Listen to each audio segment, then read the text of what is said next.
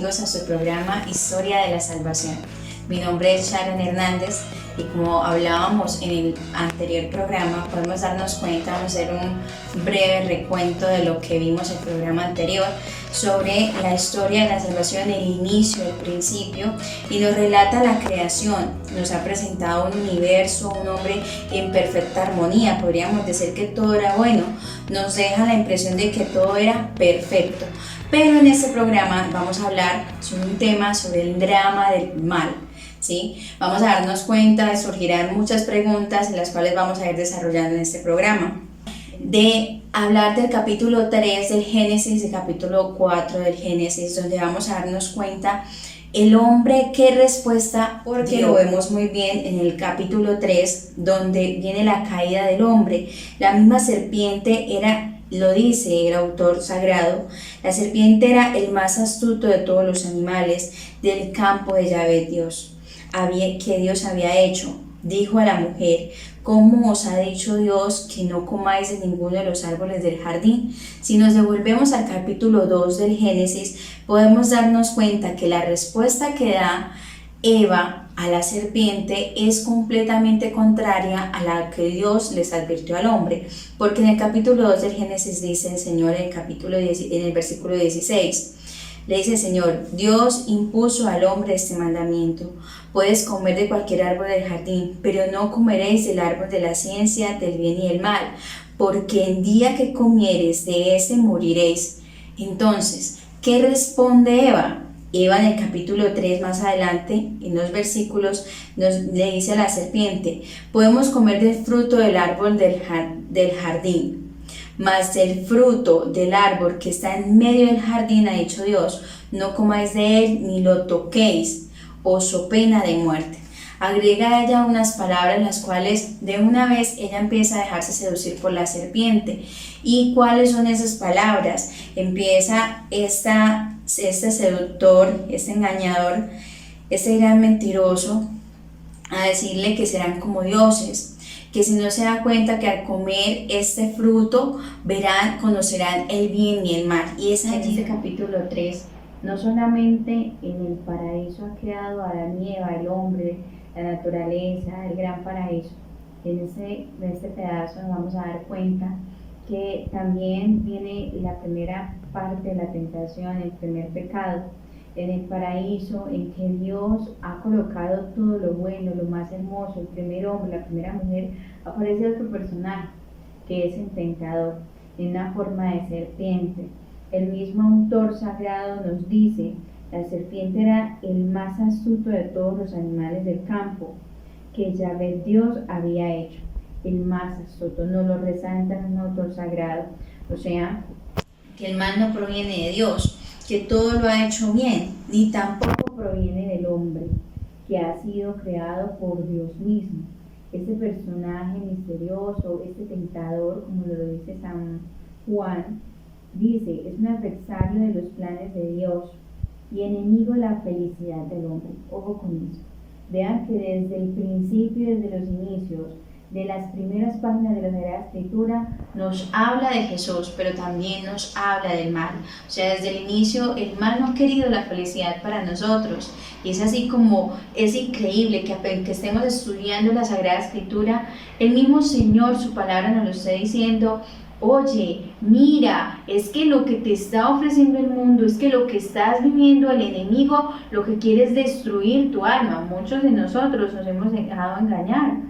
El pecado, las veces que hemos caído, las veces que nos ha engañado el mal, sea fornicando, sea en la lujuria, sea en robando, sea engañando a los demás, todo eso se genera porque, claro, no quiere la felicidad de nuestros corazones, y es así como Él va a luchar y hacer todo lo posible con tal de que nosotros caigamos. Nos damos cuenta que aunque tenemos ese tentador, también podríamos decir, bueno, antes de eso podríamos pensar en el ser humano. ¿Qué fue lo que pasó en el corazón del hombre para que cayera en este pecado, para que fallara a Dios? Y es que Dios nos ha dado la libertad. ¿Por qué? Porque para tener esa libertad tenemos que tener, Dios quiso darnos este don, esta gracia especial, para poder nosotros tener la capacidad de amar, porque sin amor no hay libertad. Es por eso que nosotros necesitamos de esa libertad. Por eso ni tú ni yo estamos obligados a hacer las cosas, porque, por ejemplo, hay veces que pensamos que lo que dicen los mandamientos, que lo que dice la iglesia nos lo quieren imponer, pero es mentira porque el mismo Dios no te coge a ti ni te dice tienes que cambiar. No, el mismo Señor, a la medida de su tiempo, en su pedagogía como Padre, nos permite a nosotros, a cada uno en los medios de nuestra libertad, amarle como Él es. Y es por eso que podrán pasar años, que podrán pasar tiempos en que nosotros tal vez en el corazón no queramos recibir a Dios, pero es así donde el Señor, a través de esa misma libertad, va a ir hablando en el corazón como un papá. Los papás saben muy bien educar y tienen una pedagogía muy grande. Cuando aman a sus hijos, no lo hacen obligado, no imponen. Al papá que ama, hace las cosas en la medida del tiempo, en la medida de la libertad de su hijo. Y eso es lo que hace Dios con nosotros. Nosotros podemos hacer lo que queramos. ¿Por qué? Porque así Él lo quiso. ¿Sí? Si alguien es malo, si alguien hace cosas terribles en su vida, no podemos juzgarlo porque sí. Es que esta persona es mala y es un pecador. No, porque todos somos pecadores, porque todos tenemos debilidades, porque todos podemos llegar a fallar. Es así. Pero, ¿qué pasa? Nosotros necesitamos entender y comprender que nos falta esa capacidad de amar para ser libres, porque aún experimentando esa gran libertad que el mundo nos ofrece, somos los esclavos. Eso es lo que hace el pecado y por eso nos damos cuenta en las consecuencias del pecado, que las vamos a ver ahorita, cómo el Satanás engaña para que caigamos. Pero en realidad, supuestamente, esas cosas que nos dice que vamos a tener, que seremos conocedores del bien y del mal, que seremos como dioses, que seremos libres, es mentira. Eso es un engaño total. ¿Por qué? Porque sembró desconfianza en el hombre, en el corazón del hombre hacia Dios. Cuando Dios es fiel y es lleno de amor, cuando Él es nuestro creador. Por eso expresa el hecho de que el hombre no es dueño absoluto, como les hablaba anteriormente, de su propia vida. Claro que no, somos criaturas limitadas, dependemos radicalmente de Dios. Si miramos nuestras vidas nos hemos dado cuenta que toda nuestra experiencia que hemos tenido a lo largo de esta vida como cristianos, o tal vez si estás conociendo hasta ahora de Dios, los errores que hemos cometido no han sido porque Dios los ha querido, sino porque hemos elegido hacer esto, sufrimos por nosotros mismos. Por eso en el fondo de toda esta historia de la salvación es una actitud de rebelión contra Dios. Es así mismo que estas consecuencias del pecado ellos mismos las experimentaron. Vamos a leerlas. Oyeron, después de haber caído, dice, oyeron luego el ruido de los pasos de Yahvé Dios, que se paseaba por el jardín a la hora de la brisa. Y el hombre y su mujer se ocultaron de la vista de Yahvé Dios por entre los árboles del jardín. Yahvé Dios llamó al hombre y le dijo, ¿dónde estás? Vamos a parar acá un momento y vamos a dar cuenta que la primera reacción del pecado cuando el hombre cae es la pérdida de amistad con Dios. Se aleja, se aparta, se esconde por miedo, porque sabía muy bien que no estaba haciendo las cosas en el orden de Dios.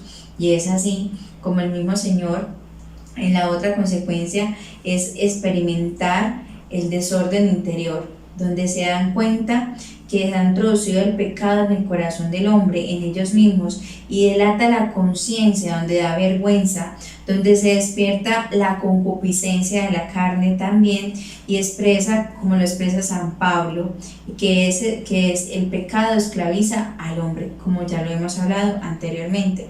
Es allí también donde la siguiente consecuencia, se rompe la armonía entre el hombre y su mujer, porque el maravilloso proyecto de Dios del ser de una sola carne entre hombre y mujer es echado al traste, o sea, es botado, como que, ¿por qué? Porque miren lo siguiente, el Señor pregunta, Yahvé Dios le pregunta al hombre, ¿dónde estás?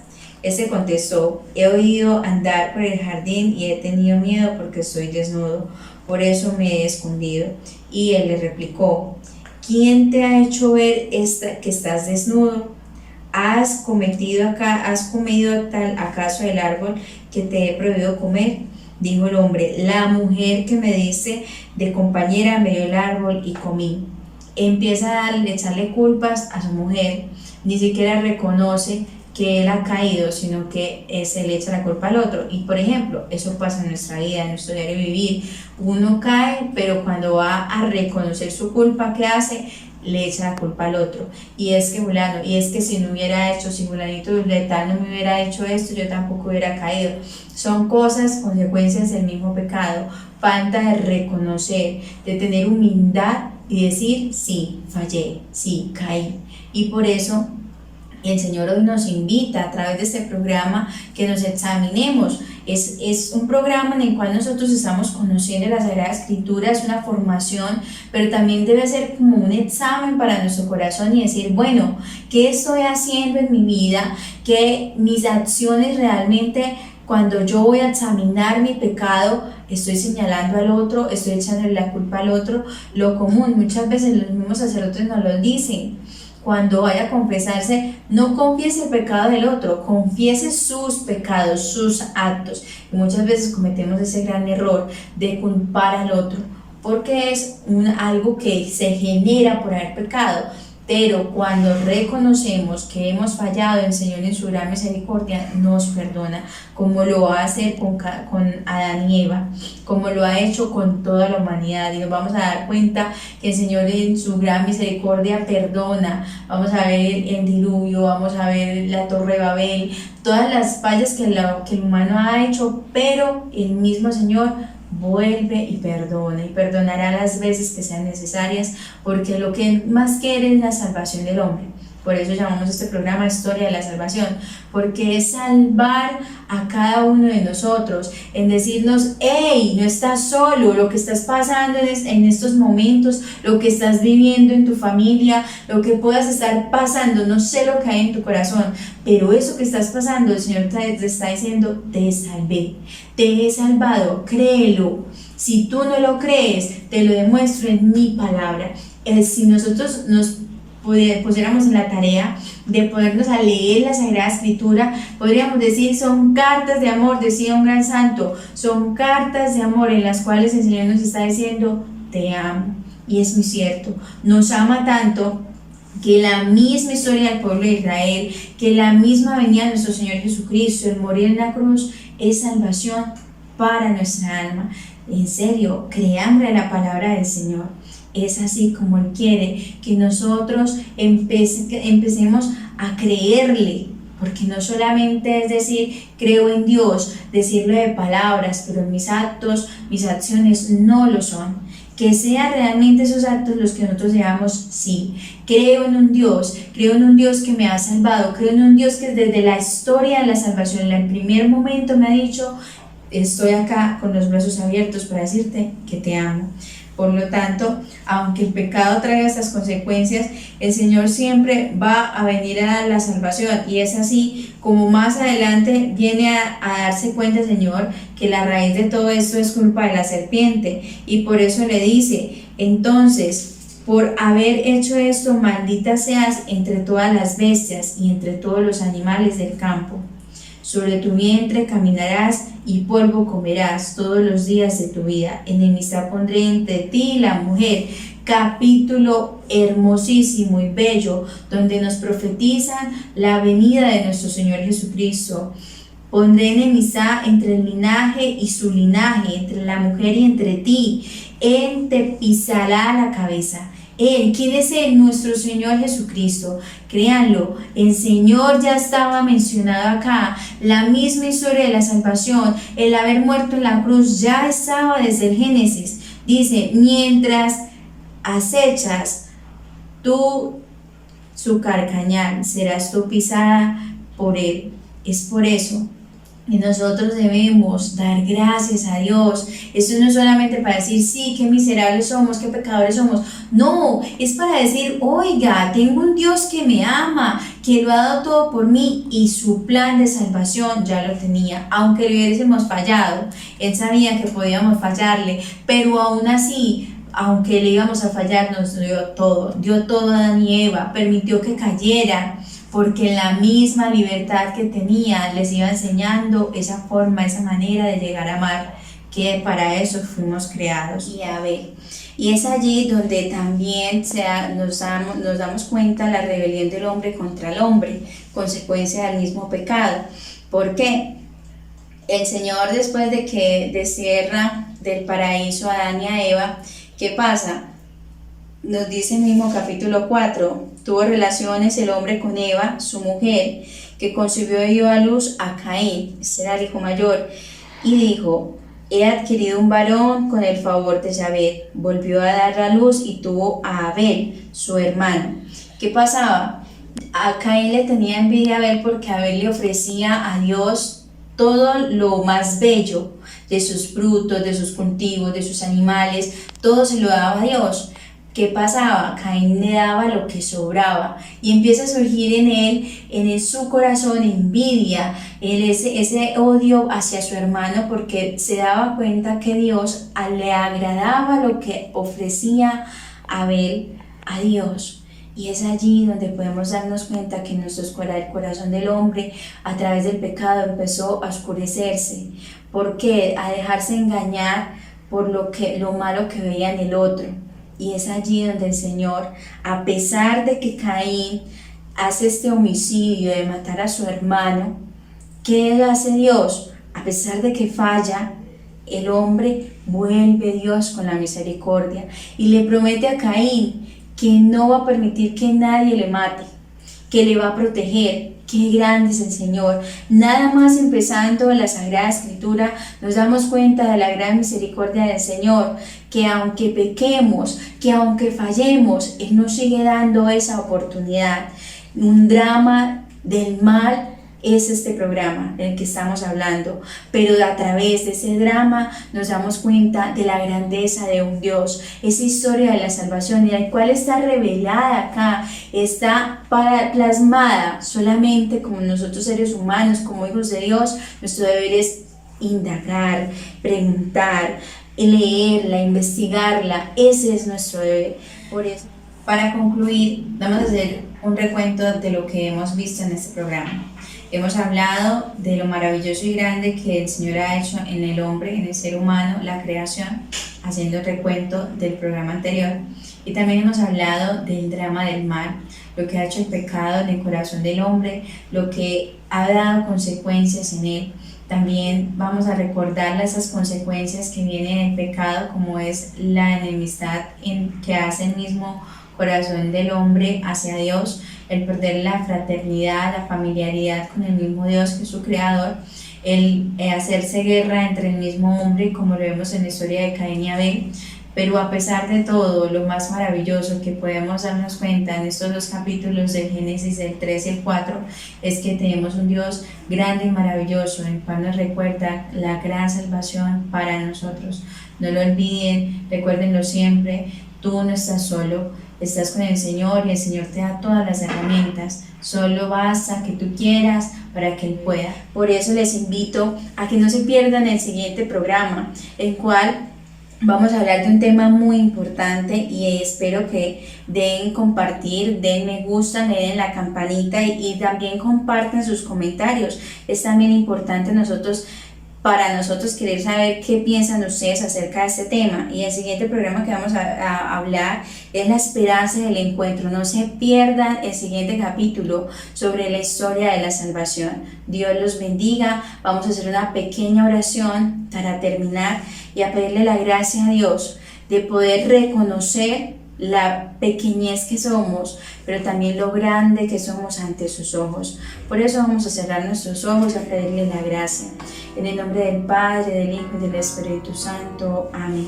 Cierra tus ojos y allí con todo tu corazón pídele al Señor la gracia de ser ese hijo fiel, ese hijo que aunque a veces caiga, que aunque a veces tenga debilidades, que aunque a veces tenga ese combate espiritual, porque eso fue lo que se empezó desde este drama del mal, un combate entre querer agradar a Dios, un combate entre el mal y el bien, un combate donde Dios es el que da la respuesta.